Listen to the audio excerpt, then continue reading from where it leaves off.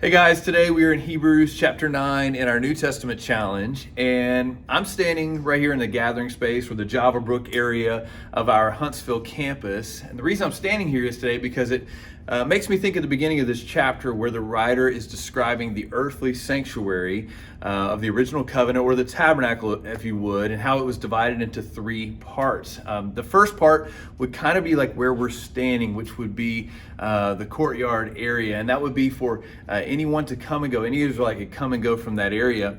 And then as we move in, if you would imagine just our worship center area as the second space, which the Bible tells us that priests would come and go and do their ministry in that area. So a little more of an elite space, so to speak, that you couldn't just come into unless you were one of those priests.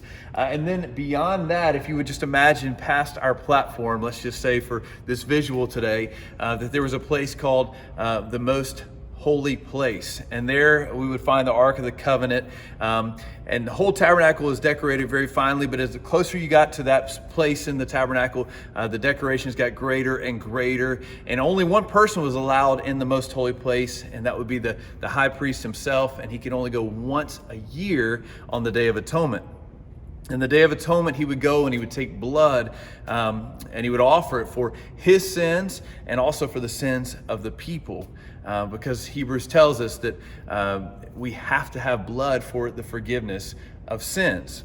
Well, the writer transitions to the new order in the middle of this chapter when Jesus has come and he is now the high priest. He's all we need. Yes, we need blood for the forgiveness of sins, but when Jesus came and died, his blood was all that we would ever need. The Bible also tells us that he didn't have to continue to suffer over and over and over again. This was not something that was going to happen once a year, once a day, once a month. No, this was Jesus came and he died once and for all. And the Bible tells us that he entered into the heavenly sanctuary, the most high, entered into the presence of God and became our mediator, our go-between between us and God. The beautiful part about this, church, is the fact that if we know Jesus and we've accepted his forgiveness through his blood, then we can spend time in the presence of God anytime we want. Yes, we can spend time here in our earthly worship center, if you want to call it that. We're going to sing together, we're going to pray together, read the Bible together, and things like that here.